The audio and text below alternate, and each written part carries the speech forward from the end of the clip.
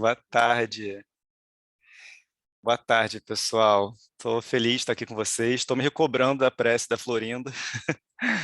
Obrigado, Flor. Deu para sentir o carinho. Veio até aqui na minha casa, sabia? Muito gostoso. Obrigado.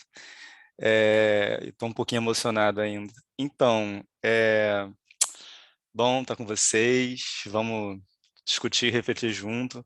Pois é, vou falar de vontade, tá? Mas como eu estou na casa de Jesus, eu posso falar isso porque vocês me conhecem desde bebezinho, né? Desde que eu estava lá deixando a barriga da minha mãe um pouquinho inchada, né, mãe?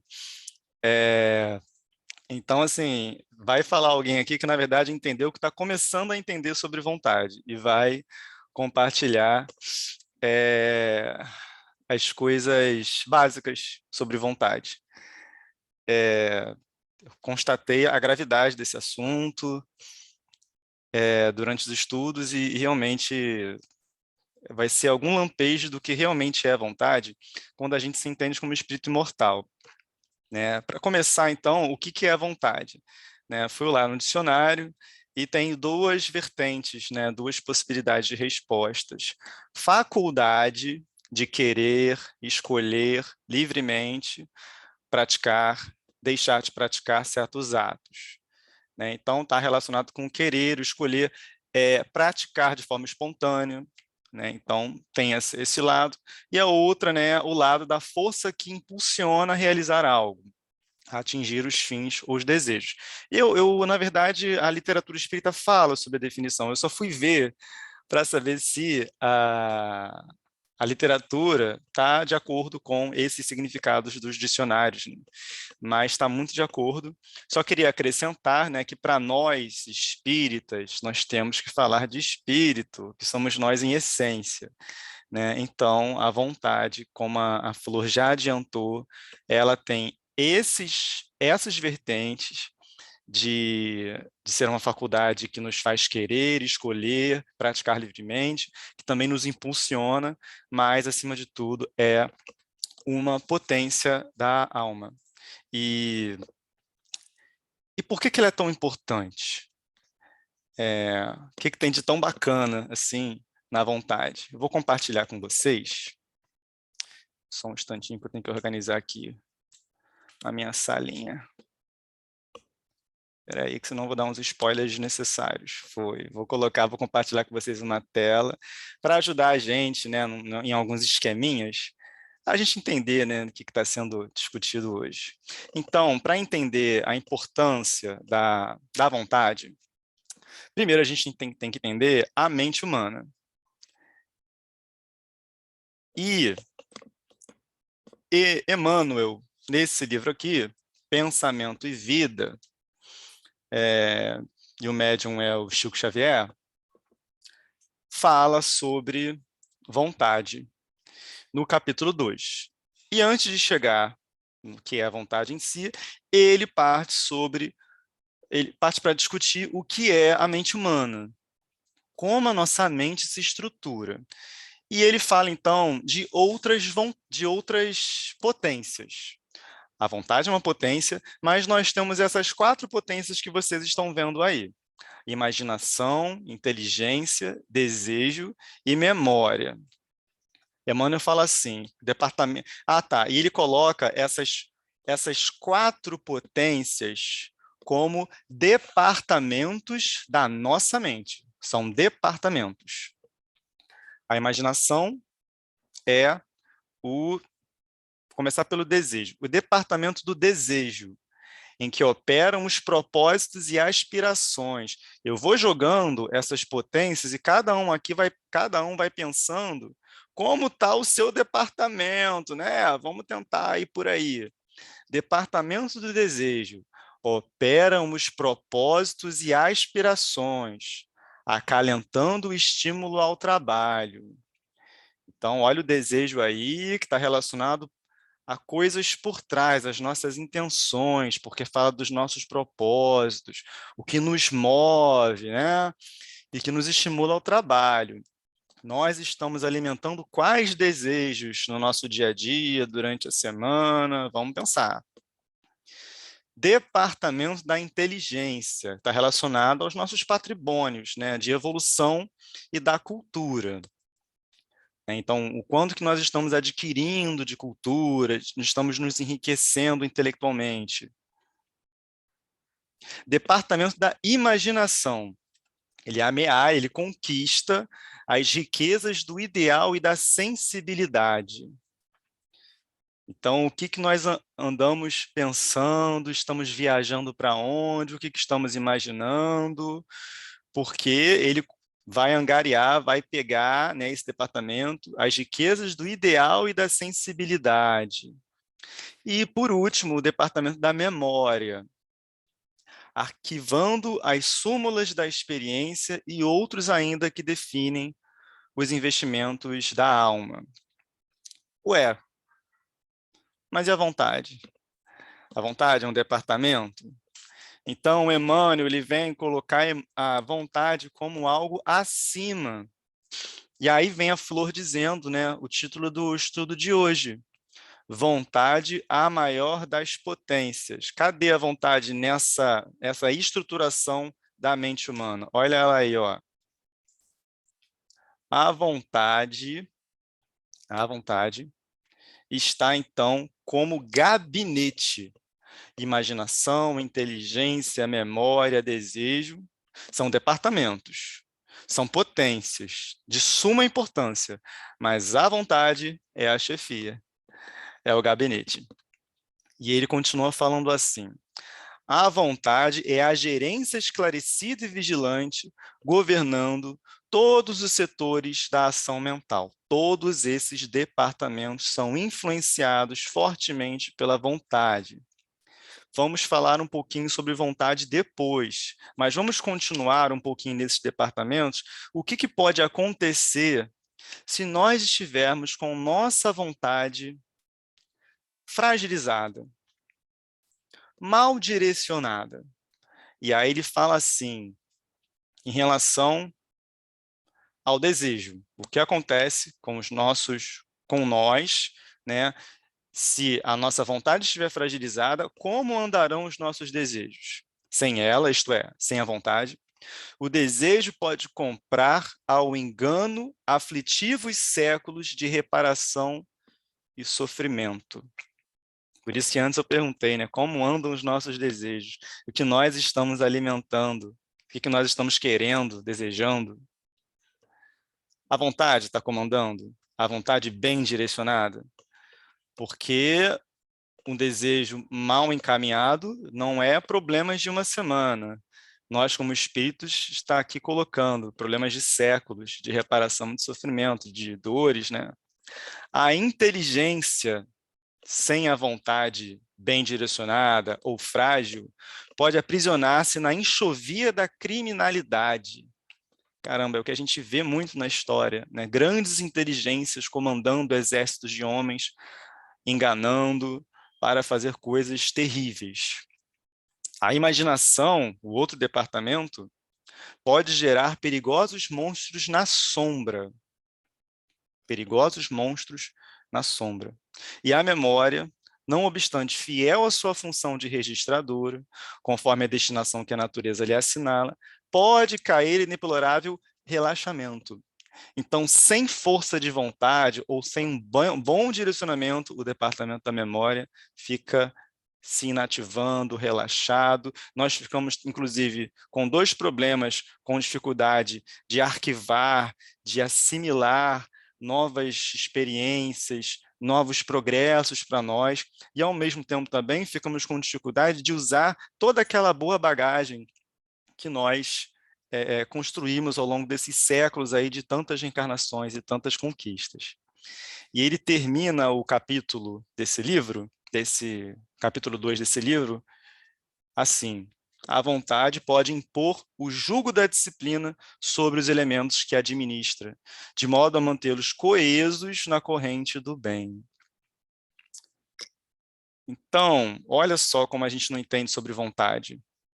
A gente pensa assim, nos ganhos intelectuais, nos preocupamos como andam nossos desejos, viajamos com nossa imaginação, mas a vontade é o gabinete, é a chefia e está comandando tudo isso. Então, isso, olha o papel da vontade aí, né, impulsionando, gerenciando tudo isso, e como é algo de grande gravidade. Completando um pouquinho esse contexto, temos a pergunta 909 do Livro dos Espíritos, e aí Kardec pergunta assim: poderia sempre o homem, pelos seus esforços, vencer as suas más inclinações? A resposta nos perturba, que os espíritos nos dizem: sim, sim, pelos nossos esforços, nós, né, podemos vencer as nossas más inclinações. Ele continua: sim, e frequentemente fazendo esforços muito insignificantes. O que lhes falta é a vontade. Ah, quão poucos dentre vós fazem esforços? E a gente fica um pouco perturbado, porque a gente sofre, a gente se sente ansioso, perturbado, com dificuldades, entristecidos, por já identificarmos nossas más inclinações, nossas dificuldades, e aí vem os espíritos nos falar: olha, dá para fazer, tá? E é bem insignificante o trabalho que vocês precisam fazer. Por quê? Porque o foco é na vontade, é trabalhar a vontade. A vontade é um combustível, é uma mola propulsora que coordena vários departamentos da nossa mente. Nós temos que trabalhá-la, olhar para ela, botar ela para trabalhar e de nos direcionar para o bem. E aí a coisa vai ficar um tanto mais fácil. A gente pode até, inclusive, então, assim, refletir que a vontade bem fortalecida em nós, nós temos na nossa trajetória evolutiva um marco, um marco entre a animalidade e a angelitude. Porque se são poucos os esforços que nós devemos fazer e a vontade tem papel fundamental, ela é o marco que vai nos retirar desse estado de inferioridade para um estado, acima de tudo, de mais felicidade. E aí, então, vamos tentar refletir nessa potência tão ainda difícil de nós entendermos. Por quê? Porque nós estamos sofrendo muito, muito para mudar. É doloroso, é angustiante, a gente se desanima, porque a gente não está olhando, não está conhecendo de fato a vontade. Então, como queimar, como acender esse combustível tão importante para nós, levando ao real progresso? E aí, antes de responder essa pergunta, o livro O Problema do Ser, do Destino e da Dor, do espírito não, né, que ele está encarnado, o Leon Denis, que depois, inclusive, ele vem desencarnado com uns romances maravilhosos, viu? Fica a dica. O Leon Denis, ele faz estudos muito interessantes nesse livro, e tem um capítulo só sobre vontade, o capítulo 20. E nesse capítulo, ele fala bastante sobre vontade, mas ele também fala sobre duas esferas de ação e expressão de cada um de nós. Nós agimos, nós pensamos, nós nos expressamos a partir de duas esferas que estão em nós, que somos nós. Vou trazer aqui, para tentar ser um pouquinho didático. São duas esferas. E deixa eu lembrar o termo que eu achei legal, que eu estava tentando entender, isso eu achei muito difícil de entender. Há em toda a alma humana dois centros, ou melhor, duas esferas de ação e expressão. Uma delas, circunscrita à outra, manifesta a personalidade do eu.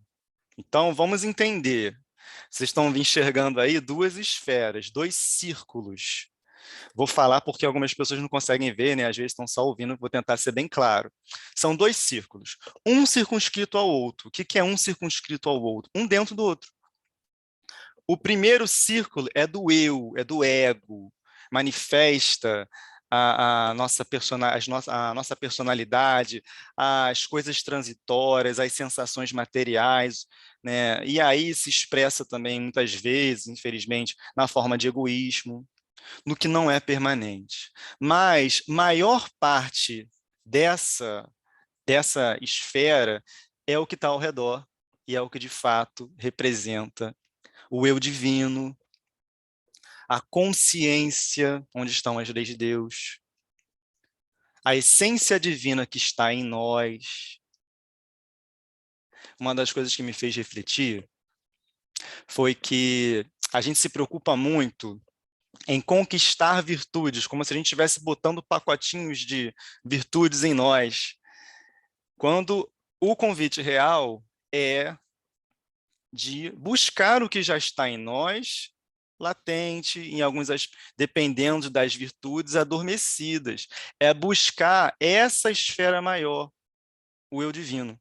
Nós precisamos lutar em nossa reencarnação atual e nas próximas para deixar dominar nas nossas expressões, nas nossas ações, nos nossos pensamentos, o eu divino, que é o imutável, porque são as leis de Deus, que é a essência divina que já foi plantada em nós. A batalha é deixar isso manifestar. Em nossas atitudes, como nós estamos nos manifestando? É deixando as nossas personalidades. No nosso dia a dia, nós estamos gastando mais o nosso tempo com o quê? Com as coisas pueris, com as preocupações meramente materiais, com os nossos egoísmos? Porque o convite não é esse. É claro que temos necessidades, é claro que vamos evoluindo aos poucos, mas o convite é olhar para nós e deixar expressar a nossa essência divina. Estar em constante comunhão com esse eu Deus, eu divino, que foi plantado em nós. E aí, então, direcionar a vontade para que se manifeste este grande círculo, que é o eu divino. Agora, como fazer isso? Como? Porque se conseguirmos, vamos descobrir, conforme a resposta dos espíritos, que é uma ação insignificante, é uma ação pequena. É esse o caminho, é esse o foco. Novamente repito, por isso tive o entendimento que nada sei sobre vontade. Porque para mim é algo tão difícil e tão enorme de se conseguir, porque eu ainda não conheço, de fato, o que é a vontade.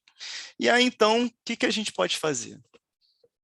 Como manter minha vontade fortalecida para que eu permaneça deixando-me expressar, agir, pensar por esse eu divino? Deixar um pouco, diminuir de intensidade esse ego, esse eu personalidade, eu transitório. Difícil responder, mas eu trouxe algumas personagens que vão nos fazer pensar. Um cardápio que eu trouxe aqui, um cardápio de opções para cada um refletir em como nós podemos, usando a nossa vontade para expressar o eu divino, permanecemos nessa comunhão constante com Deus. Então, mudança para o eu divino. Eu fiz até uma brincadeirinha. Eu vou cantar uma música. São 4 personagens que eu vou rapidamente relatar. O primeiro, eu quero que vocês escrevam no chat assim que a música terminar, porque a música fala desta personagem. Tá? Não é tão fácil. Na verdade, vai descobrir quem souber do título, mas eu não vou falar porque não tem graça, né, gente? Então, vamos. Vocês têm 2 missões com essa música, tá? É refletir na mensagem dela e, ao mesmo tempo, identificar a personagem que eu estou falando. A personagem, porque personagem é feminino, né, gente? Pode ser um homem ou uma mulher, tá? Eu vou tentar fazer com que vocês ouçam o meu violão dessa vez.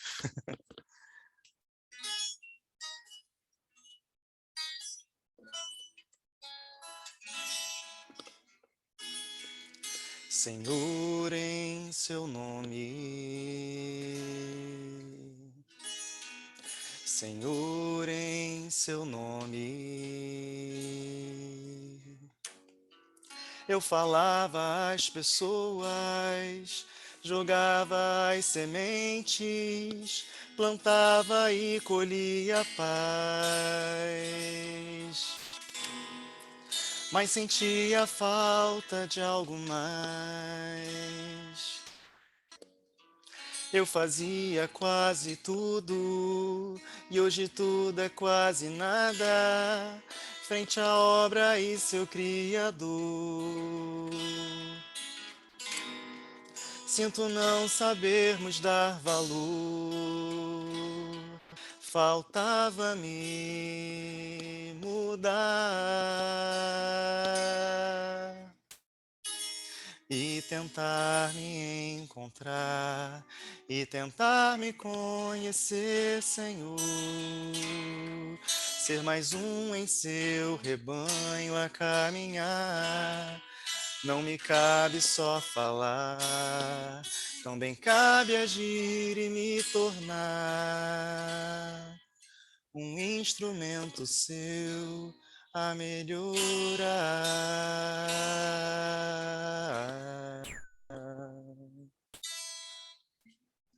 Senhor, em seu nome. Senhor, em seu nome. Eu fazia muitos planos, mas os anos seguem em frente e nos fazem ver quem somos. Cometemos mil enganos. Eu queria ser o leme, mas agia como âncora, retardando meu caminho. Sou o meu próprio espinho, faltava-me mudar e tentar me encontrar e tentar me conhecer, Senhor. Ser mais um em seu rebanho a caminhar. Não me cabe só falar, também cabe agir e me tornar um instrumento seu a melhorar.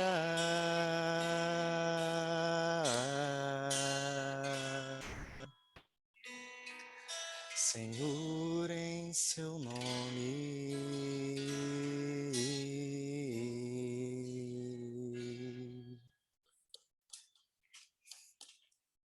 Então, identificamos.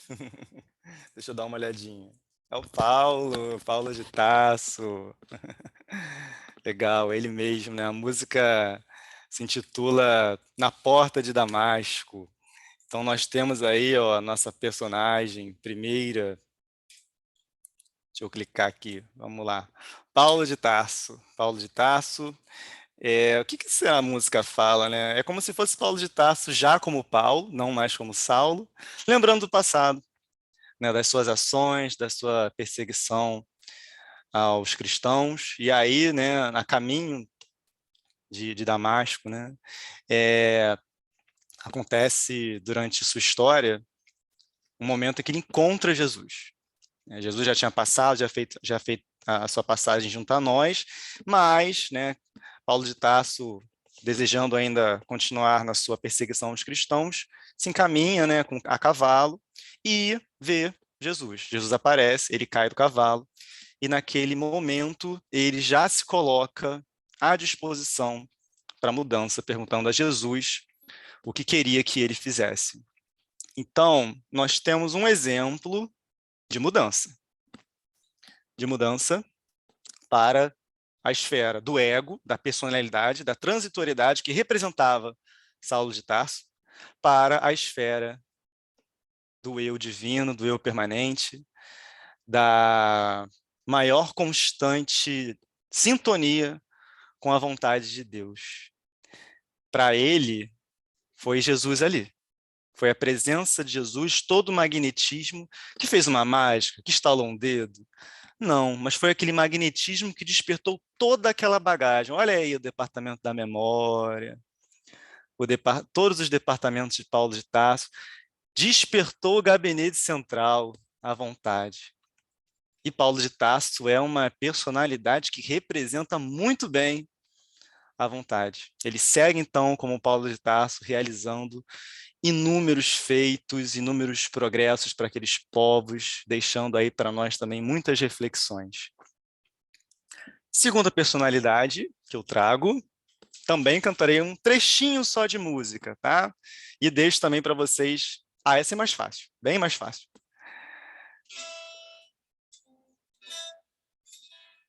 Podem, então, identificar o personagem ao início da música.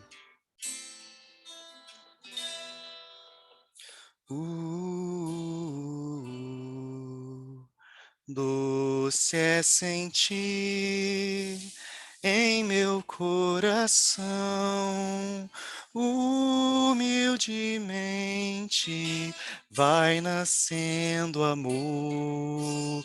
Doce é saber, não estou sozinho, sou uma parte de uma imensa vida que generosa reluz em torno a mim.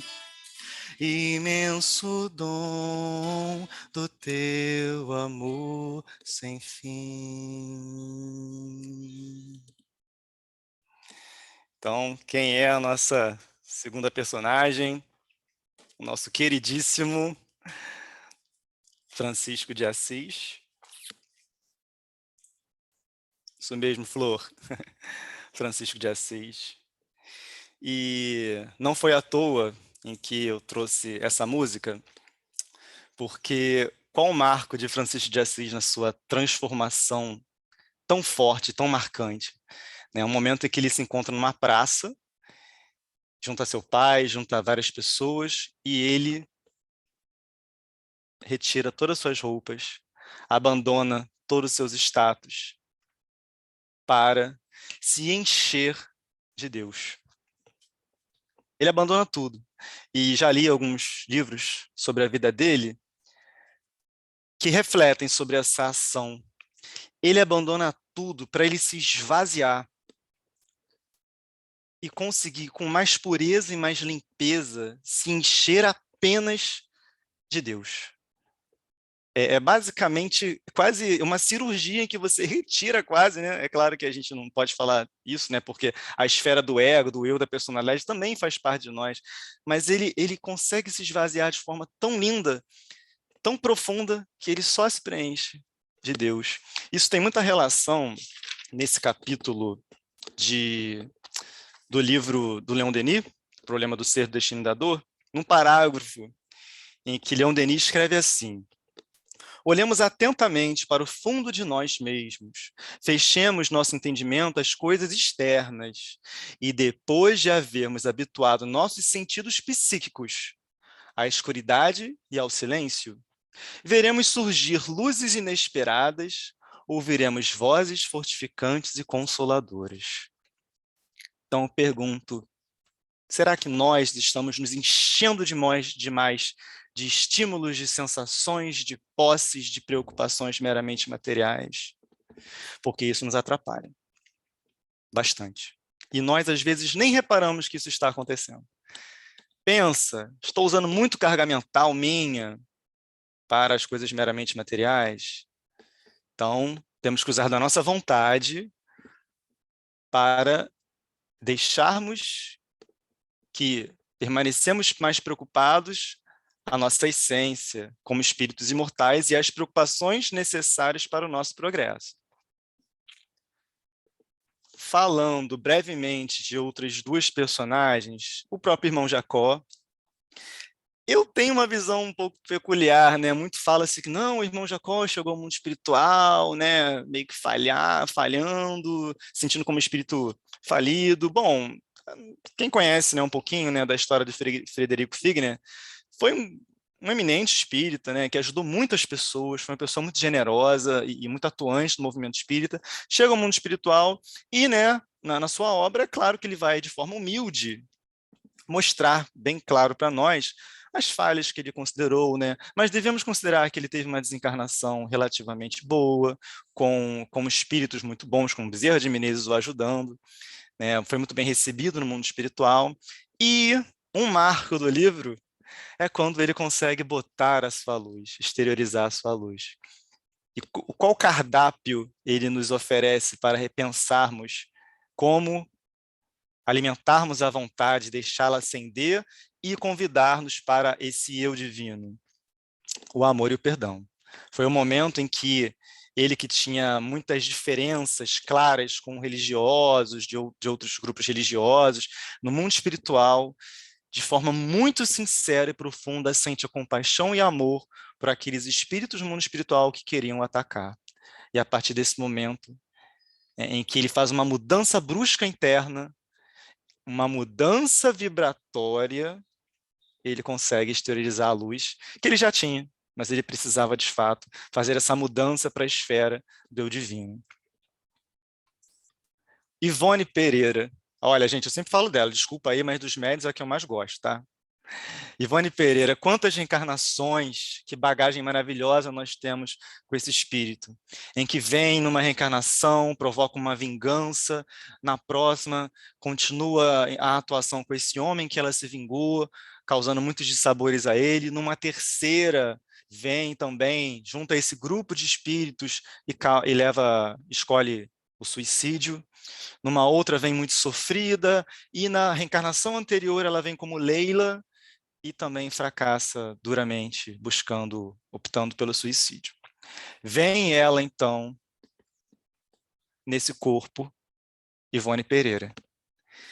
E pela ação muito forte da disciplina e das provas e das dores, ela consegue. Ela faz essa mudança brusca, através da vontade, através dessa luta íntima, ela consegue a vitória. E sai da reencarnação vitoriosa. Mas passou por muitas durezas, muitas dificuldades. Então, nós temos um cardápio muito interessante, extenso. Observemos, Paulo de Tarso nos mostra o cardápio do encontro com Jesus. E aí, é claro, Jesus não vai aparecer para nós assim como Paulo de Tarso, né? Mas ressignificar Jesus, estudar Jesus, buscar Jesus, é uma das opções que nós temos. O que mais? Francisco de Assis nos chama para o esvaziamento de nós, desses sentidos que nos entorpecem, dessas posses que nos prendem a teores mais baixos, e o convite para o preenchimento de Deus em nós. Jacó, irmão Jacó, nos chama para a atenção ao amor e perdão nos nossos gestos mais pequenos.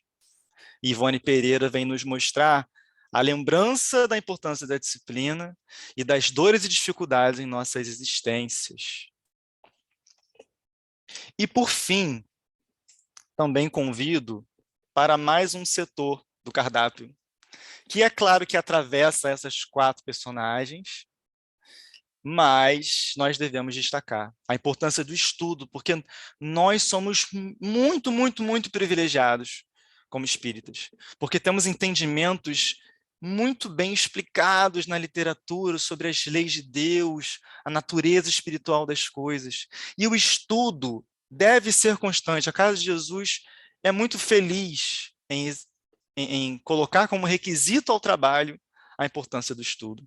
Porque nós precisamos constantemente nos autoconvencer. E aí o estudo entra. Porque nós estamos ouvindo um estudo e instala, poxa vida, é isso daí, caramba, eu larguei de mão. Eu lembro de um grupo de estudo em que eu participei, em que as pessoas discutiam sobre obsessão e as suas classificações, né? O que a Ellen falou, inclusive, no sábado passado. E a pessoa conseguiu se identificar no segundo estágio de obsessão, de fascinação. Porque quando ele entendeu o que é esse estágio, ele entendeu, então a obsessão de fascinação é quando eu mudo todo o meu padrão de entendimento e de ideias na minha vida para coisas mais obscuras, e eu não tinha percebido isso. Essa pessoa se viu nesse estado de fascinação, porque ela conheceu a definição do que é e se viu naquela situação. Instalou, se convenceu para corrigir tudo aquilo. E o trabalho no bem. O trabalho no bem. Isso, a casa de Jesus, nós não podemos nos queixar. A casa de Jesus nos oferece muitas oportunidades. E a nossa cidade, Rio de Janeiro, muito carente, com muitas dificuldades e desigualdades também. O Evangelho segundo o Espiritismo, no capítulo... Cadê minha cola? No capítulo 15, item 10, tem um momento lá, uma mensagem de Paulo de Tarso, em que ele explica que para praticar o bem, sempre necessária é a vontade. E nós entendemos que a relação entre vontade e prática no bem gera uma retroalimentação positiva. Por quê? Para você entrar, de fato, se comprometer com o trabalho no bem, você precisa da vontade, não é? Você entra no trabalho do bem por conta da sua vontade, o trabalho no bem te faz crescer, consequentemente aumentando a sua vontade, e com mais vontade você trabalha mais no bem, e vivemos então nessa retroalimentação positiva. Além disso, o trabalho no bem nos oferece relâmpagos do que é real felicidade. Comparemos os momentos em que tivemos nos diversos setores de trabalho no bem na vida. Que felicidade é essa que nós sentimos, comparado com as sensações que nós encontramos e nos deparamos meramente terrestres? Então, nós temos diversos mecanismos aí para lançarmos mão. Cada um vai pensar, eu estou pensando, estou avaliando, sobre quais essas opções de cardápios nós podemos focar para fortalecermos a nossa vontade e, de forma simples, buscarmos a nossa vitória sobre as nossas más tendências e termos a alegria e paz de consciência de nos situarmos como verdadeiros espíritas. Um beijo a todos, meu abraço, meu carinho, minhas saudades para todos e até a próxima.